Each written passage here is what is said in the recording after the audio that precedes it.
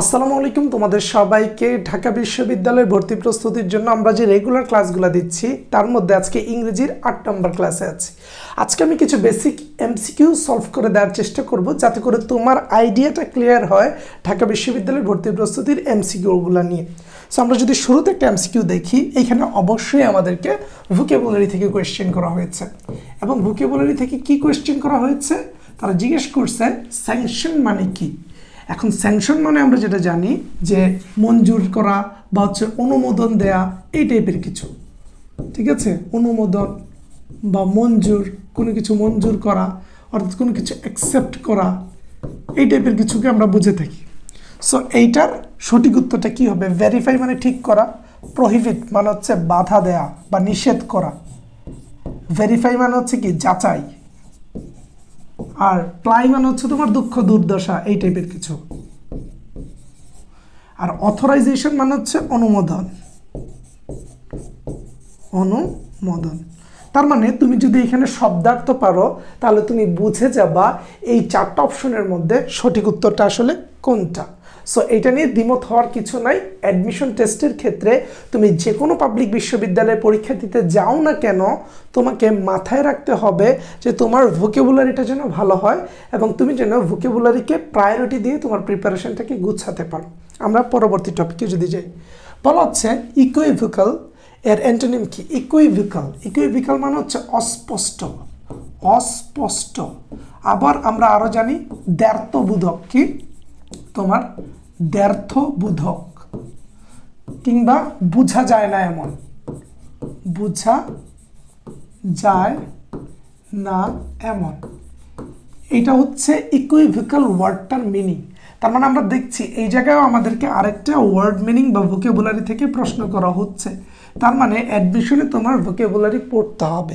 সেই ক্ষেত্রে দেখো, মিস্টেক মানে হচ্ছে ভুল, বলছে যে এটার সঠিক বিপরীত শব্দ কোনটা? অ্যাজিউম মানে হচ্ছে তোমার এই টাইপের অস্বীকার করা বা এমন কিছু। কোয়াইট ক্লিয়ার, তাহলে দেখো এখানে তোমার বলা হচ্ছে অস্পষ্ট। অ্যাজিউ শব্দটার অর্থটা এক্স্যাক্টলি মনে নাই, আচ্ছা দেখো, বাট এখানে আমরা যেটা বলছি ইকুইভোকাল মানে হচ্ছে অস্পষ্ট, যেটা ক্লিয়ার না, আর এর অ্যান্টোনিম হচ্ছে ক্লিয়ার, অর্থাৎ যেটা একেবারে ক্লিয়ারলি দেখা যায়, যেটা আমরা একেবারে ক্লিয়ারলি দেখতে পাই। সো এই ক্ষেত্রে সঠিক উত্তরটা হবে ক্লিয়ার, যেহেতু এইটার বিপরীত শব্দ চেয়েছে। আমরা যদি পরবর্তী এমসিকিউ দেখি, do not Cry dash spelled milk, তাহলে আমরা দেখব যে একটা গ্রুপ ভার্ব আছে যেটার অর্থ হচ্ছে অনুশোচনা করো না, আর এটা হচ্ছে অনেকটা এরকম, ক্রাই ওভার স্পিল্ড মিল্ক মানে হচ্ছে অনুশোচনা করা, কি অনুশোচনা করা। তাহলে এইটা হচ্ছে জিনিস যে Cry over spelled milk, Cry over spelled milk.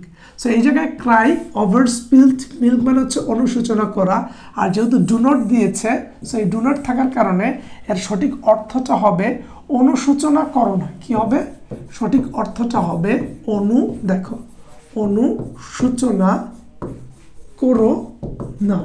এখানে সঠিক উত্তরটা হবে এইটা, যে অনুশোচনা করো না, তার মানে হবে do not Cry over spelled milk. So এই ক্ষেত্রে আমাদের সঠিক উত্তরটা হবে ওভার। সো এইটা পারতে গেলে আমাকে পারতে হবে গ্রুপ ভার্ব, কি গ্রুপ ভার্ব। সো অ্যাডমিশনের ক্ষেত্রে কোন কোন জিনিসগুলো একটু বেশি গুরুত্বপূর্ণ আমি কিন্তু বারবার তোমাকে বোঝানোর চেষ্টা করছি, এবং আমার বিশ্বাস আমার এই এমসিকিউগুলো দেখে তোমার মাথা খুলছে। তারপরে দেখো বলা হচ্ছে ইন 1966, তাহলে দেখো এখানে একটা ইংলিশ কোয়েশ্চেন করা হয়েছে, ইংলিশ একটা কোয়েশ্চেন করা হয়েছে বেসড অন জিকে। জিকে মানে হচ্ছে জেনারেল নলেজ, অর্থাৎ তোমাকে এই জায়গায় একটা ইংরেজি প্রশ্ন করা হয়েছে সাধারণ জ্ঞান থেকে। এবং তোমাদের যারা ইংরেজি প্রথম পত্র বইটা আছে না, যে জায়গায় আমরা বঙ্গবন্ধু শেখ মুজিবুর রহমানের 7ই মার্চের ভাষণ দেখি, অনেকটা ওইটার সাথে কানেক্টেড, যে ইন 1966 অর্থাৎ 1966 সালে উই লঞ্চড আমরা শুরু করেছিলাম কি ল্যাঙ্গুয়েজ মুভমেন্ট। ল্যাঙ্গুয়েজ মুভমেন্ট হয়েছিল 1952-তে, নাকি ম্যাস মুভমেন্ট আমরা গণ আন্দোলন শুরু করেছিলাম সেটা ছিল 1969-এ, নাকি লিবারেশন মুভমেন্ট যেটা হয়েছিল 1971-এ, নাকি 6 পয়েন্ট মুভমেন্ট অর্থাৎ 6 দফা। সো আমরা জানি 6 দফা হয়েছিল 1966 সালে। সো ওই ক্ষেত্রে সঠিক উত্তরটা হবে 6 পয়েন্ট মুভমেন্ট। বুঝে বুঝে পড়তে হবে। তারপরে দেখো এখানে উত্তরটা দেয়াই আছে, আমি বেশি জোরে ক্লিক করে বলছি। দেখো বলা হচ্ছে ফর দ্য ইনভেস্টরদের জন্য who dash money silver or bonds are good points. বলা হচ্ছে ফর দ্য ইনভেস্টরের জন্য হু, সেই ক্ষেত্রে দেখো ফর দ্য ইনভেস্টর এটা কি সিঙ্গুলার না? সো এটা যেহেতু সিঙ্গুলার তাই আমরা এই ভার্বটাকেও সিঙ্গুলার নিব। For the investor who has, এখানে হ্যাজ কেন হয়েছে? এই ইনভেস্টরটা সিঙ্গুলার দেখে, এটা সিঙ্গুলার থাকার কারণে আমরা এইখানে যে ভার্বটা নিয়েছি সেটাকে হ্যাজ নিয়েছি, হ্যাজ ভেরি লিটল মানি। বলা হচ্ছে ফর দ্য ইনভেস্টরের জন্য হু হ্যাজ লিটল মানি বা who has very little money, যাদের খুব কম টাকা আছে, silver or bonds are good points. So এই ক্ষেত্রে তোমার প্রশ্ন যে ভাইয়া সঠিক উত্তরটা কি হবে? দেখো মানি এটা হচ্ছে একটা আনকাউন্টেবল নাউন। কি মানি হচ্ছে একটা আনকাউন্টেবল নাউন, এবং আনকাউন্টেবল নাউনের সাথে অলওয়েজ লিটল বসে। কি বসে? লিটল বসে। সো এই একটা সেন্টেন্সে আমরা দুইটা স্ট্রাকচার পেলাম। এখানে যেহেতু ইনভেস্টর আছে তাই আমরা এখানে হ্যাজ দিলাম, যে এই জায়গায় প্রত্যেকটা অপশনে হ্যাজ দেওয়া ছিল। সো আমরা এই জায়গায় হ্যাজ দিলাম, এবং এর পাশাপাশি যেহেতু আমাদের মূল প্রশ্নটা হচ্ছে মানিকে নিয়ে, অর্থাৎ এইটা একটা আনকাউন্টেবল নাউন যেটা গণা যায় না, তাই এটার ক্ষেত্রে আমরা লিটল ব্যবহার করব। সো এই ক্ষুদ্র জিনিসগুলো যদি সুন্দরভাবে গুছিয়ে বুঝে নেওয়া যায়, ভর্তি প্রস্তুতি কিন্তু কঠিন নয়। এবং তোমরা জানো যে আমরা এই জিনিসগুলোকেই সুন্দরভাবে গুছিয়ে উপস্থাপন করার জন্য কাজ করে যাচ্ছি। দেখো এখানে বলা হচ্ছে বি প্রিপেয়ার, তুমি প্রস্তুত থাকো, টু অ্যাক্ট উইথ কাজ করতে, হোয়াট এভার যা তোমার, you have in your dash, তোমার আইডিয়াতে যা আছে তা নিয়ে কাজ করার চেষ্টা করো। হাতে যা আছে, হার্টে যা আছে, নাকি পজিশন আছে। সো এই ক্ষেত্রে মিনিংগত দিকটা চিন্তা করে তোমার সঠিক উত্তরটা পজিশন নিতে হবে। যে বি প্রিপেয়ার, তুমি প্রস্তুত থাকো, টু অ্যাক্ট উইথ কাজ করতে, whatever you have in your position, যা কিছুই তোমার কাছে আছে। আমরা যেমন বঙ্গবন্ধু শেখ মুজিবুর রহমান বলেছিল, তোমার যা আছে তা নিয়েই প্রস্তুত থাকো।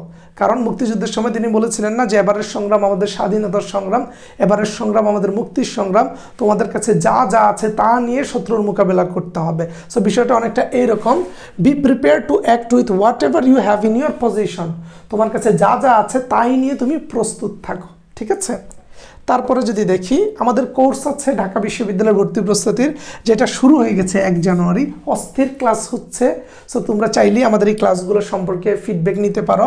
আমাদের কোর্স ফি হচ্ছে ভাইয়া 3000 টাকা, এবং এই কোর্সে তোমাদের ক্লাস হবে বাংলার 20টা, ইংরেজির 20টা, সাধারণ জ্ঞানের 20টা।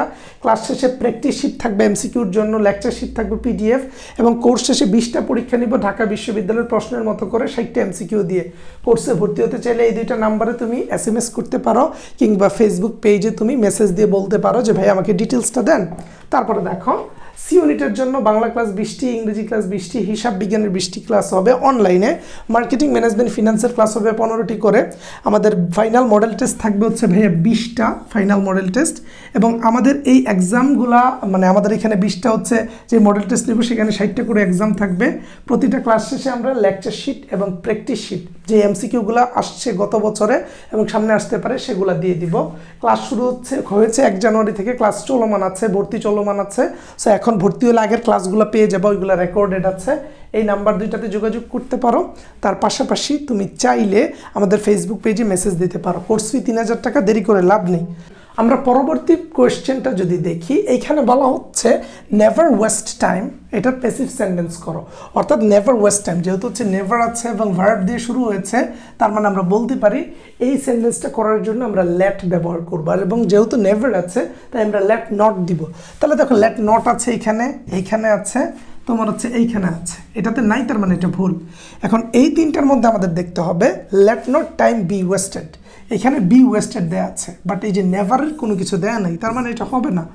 আবার এই ক্ষেত্রে আমরা দেখছি late not time never told, never কোত্থেকে আসবে, নেভার তো নেভার হবে না, আর টোল্ড কোত্থেকে বসবে, এখানে আমরা ওয়েস্ট নিয়ে কাজ করতেছি। সো এখানে দেওয়া আছে let not time be ever wasted, এই নেভারের কারণে এটাকে আমরা ঘুরিয়ে এভার লিখলাম। ঠিক আছে? সো এইটা যখন আমরা দিব তখন কিন্তু আমাদের প্যাসিভ সেন্টেন্সটা ঠিক হবে, যে let not time be ever wasted, কখনোই সময়কে নষ্ট হতে দেয়া যাবে না। সো এই ক্ষেত্রে সঠিক উত্তর দেখবো আমরা এইটা। এরকম গুছিয়ে পড়তে পারলে কিন্তু ভাই কঠিন নয়। তারপরে দেখো, don't sneer dash them only because they are not able to speak clearly. বলা হচ্ছে তারা গুছিয়ে কথা বলতে পারে না দেখে, স্পষ্টভাবে কথা বলতে পারে না দেখে তাদেরকে দেখে তুমি অবজ্ঞা করিও না, নাক ছিটকায়ও না। এখানে একটা অ্যাপ্রোপ্রিয়েট প্রিপোজিশন দিয়েছে যার নাম হচ্ছে স্নির অ্যাট, যেটা হচ্ছে নাক ছিটকানো। কি নাক ছিটকানো? আমরা অনেক সময় নাক ছিটকাই না? নাক ছিটকানো বলতে বোঝা হচ্ছে আমরা বলি না এইটা কে, মানে যখন যে একটা অভিব্যক্তি দেয় এটা কে, ধর এই যে এই অভিব্যক্তিগুলা কাউকে দেখে অবজ্ঞা করা, একটু অবহেলার চোখে তাকানো, এটা যেন না করি। সেই ক্ষেত্রে বলছে ডোন্ট স্নির অ্যাট দ্যাম, এখানে সঠিক উত্তরটা হবে at them only because they are not able to speak clearly. তাদেরকে দেখে অবজ্ঞা বা অবহেলার চোখে কথা বলিও না, যে তারা সঠিকভাবে বা স্পষ্টভাবে কথা বলতে পারে না দেখে। এই জায়গায় আমাদের মোদ্দা কথাটা হচ্ছে স্নির অ্যাট, এই অ্যাপ্রোপ্রিয়েট প্রিপোজিশনটা আমরা জানি কি না। যদি জানি তাহলে আমরা সঠিক প্রসেসে আছি। এখানে বলা হচ্ছে দেয়ার আর ড্যাশ ডেঞ্জারাস ড্রাইভার। সো একটা জিনিস দেখবা, আমরা যদি প্রচুর বোঝাতে আমরা ব্যবহার করি আ লট অফ, এখানে দিছে আ ভেরি লট অফ, এরকম কোনো সেন্টেন্স নাই। আ ভেরি মেনি অফ নাই। আ গ্রেট অফ আমরা এখানে ইউজ করতে পারবো না, যেহেতু প্রচুর বুঝিয়েছে। আ লট অফ আমরা ইউজ করব। তাহলে এখানে সঠিক উত্তরটা হবে দেয়ার আর আ লট অফ ডেঞ্জারাস ড্রাইভার্স। বলা হচ্ছে এইখানে অনেক বেশি পরিমাণে বিপদগামী ড্রাইভাররা উপস্থিত। সো এই ছিল আমাদের আজকের ক্লাস। আশা করি ক্লাসটা ভালো লেগেছে। তুমি তোমার বন্ধু বান্ধবের সাথে ক্লাসটা শেয়ার করে দিতে পারো। পরবর্তী ক্লাসে আবার আমাদের সাথে যুক্ত হবা। টিল দেন সবাই ভালো থাকবা, সুস্থ থাকবা। আসসালামু আলাইকুম।